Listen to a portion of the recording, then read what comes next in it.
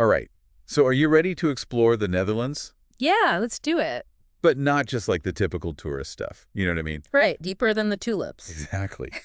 We're talking about going deeper than a windmills. Well, because the sources you sent Oh, have yeah. some incredible stuff about this country. I know, it's amazing how much they've done in such a small space. Right? More bikes than people. That's incredible. A third of the country below sea level. It's like they looked at a map and said, underwater challenge accepted. I know, right? So expert speaker, buckle up. We're going in. Let's go. I'm ready. I am pumped for this one. What fascinates me about the Netherlands is how they blend like their history Yeah. with these like cutting edge ideas and innovations from their water management, which we'll get into, I'm sure. Oh, yeah. To their architecture, they've got a story to tell. You know what it makes me think of is like That's that. Legoland. Because they're like really good with water and like making little That's a good point. cities and stuff. It's true. But okay, so Yeah. we usually think Laugh Amsterdam, right? Look at the canals. Like that's the big one. Yeah. And hey, those canals are iconic for a reason. Oh, yeah. But these sources make it clear that's like just the tip of the iceberg. Or the tulip, I guess we should say. The tip of the tulip. There you go. So where should we go first? Well, if you want to like really step back in time, Okay. Shands should be like #1 on your list. Okay. Imagine this, a village frozen in time like the 17th century. Wow. Windmills, grinding spices, sawing wood, all surrounded by these picturesque houses. It's like a postcard. It really is, and it shows you how important these windmills were to their way of life. Oh, for sure. And speaking of picture perfect, Yes. the photos of the Keukenhof Gardens like blew me away. Keukenhof is on another level entirely. Really? 7 million flower bulbs. What? It's an explosion of color every spring. They create these amazing displays. Wow. Different theme every year, but it's fleeting. It's only around for about 8 weeks. Oh. And then, poof, it's gone. But while it lasts, it's a feast for the eyes. That's incredible. 7 million bulbs. Mhm. The logistics alone, like how do they... It's mind-blowing. Yeah. The planning that must go into that. Okay, but let's go somewhere a little more chill for a sec. Okay, I like it. Our sources mentioned Geethorn.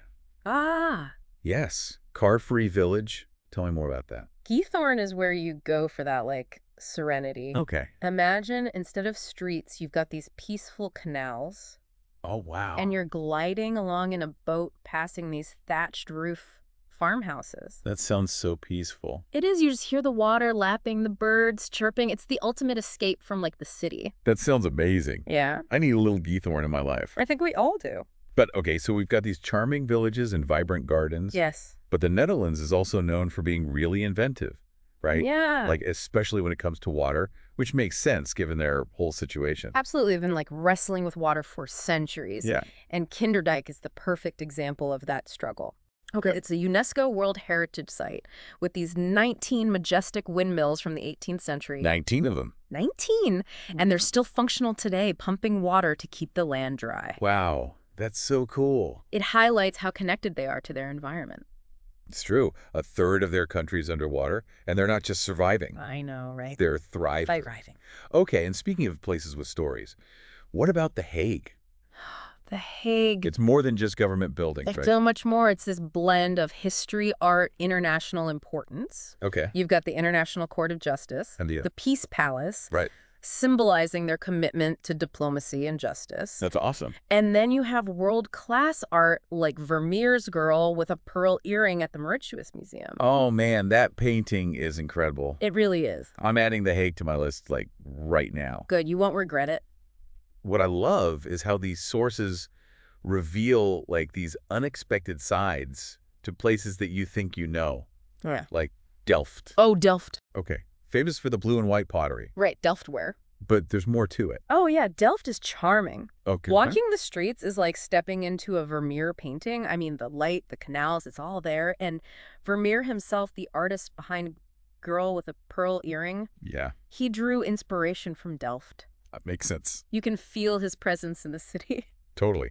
But then you go to, like, Rotterdam, Okay. and it's like a whole different vibe. It seems like very modern, very bold. Rotterdam is a city reborn, Really? devastated during World War II. Oh, right. They embraced modern architecture in this really remarkable way. Okay, I'm intrigued. Cube houses, a market shaped like a spaceship. What? They even have a bridge that looks like it's from a sci-fi film. Wait, you're talking about the Erasmus Bridge, right? The one and only. I saw pictures and it is wild. It's become a symbol of their resilience and their forward-thinking attitude. Wow. Instead of recreating the past, they said, let's embrace the future, I love it. showcasing their innovation. Okay, one more stop before we move on. Okay, let's do it.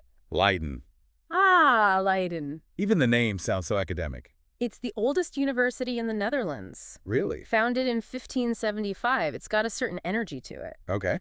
This is where the Pilgrims set sail for America. No way. And Rembrandt was born there. Get out of here. It's like a living history book. That's so cool. It's like you said, they've really made the most of their space. Yeah, it's super impressive. And you know what? While those big name places are amazing, Sure. the sources also highlight some lesser known places. Okay, I'm always down for the hidden gems. What did you find? Well, there's Utrecht, for example.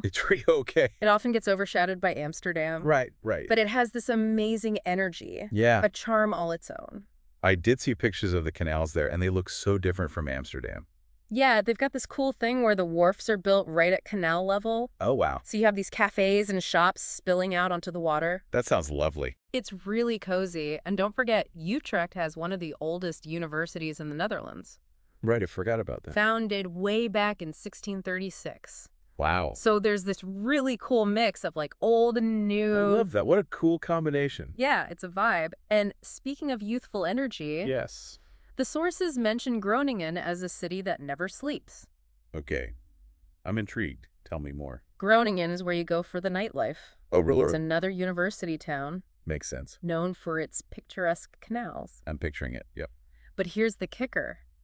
No mandated closing times for bars and clubs. Wait, are you serious? Totally. No way. Groningen knows how to party. I'm adding that to my list, like as we speak. You don't regret it. Okay, for something maybe a little more low-key. Sure. What about Harlem? Harlem. Oh, it's delightful. The sources mentioned a brewery and a former church, Yes. and now I have to know more. Well, Harlem is this gem. Okay. It blends history and modern charm so well. Nice. You've got cozy courtyards, those classic Ugh. Dutch houses. Yeah.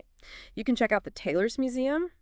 It's actually the oldest museum in the whole country. No way. Dates back to the 18th century. Wow. And for a beer lover, the Jopen Brewery is a must. Okay, I'm listening. They make these unique beers inside a converted 14th century church.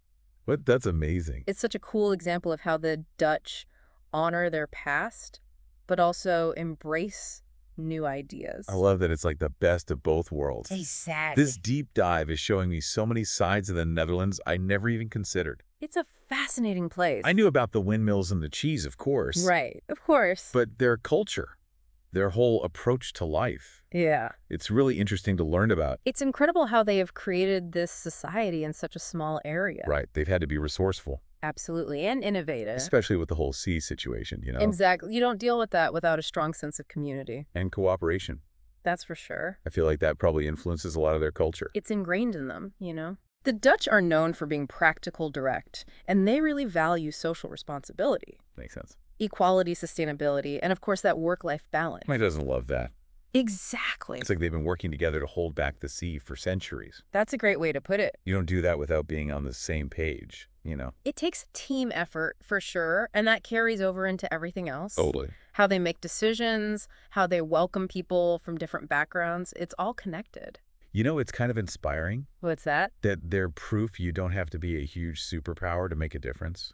I love that. They've done so much for sustainability, social progress, and honestly, it seems like people there genuinely enjoy life. It's true. There's a certain joie de vivre. Say that again for me? Joie de vivre. Okay, I need some of that. A love of life that you really feel in their culture.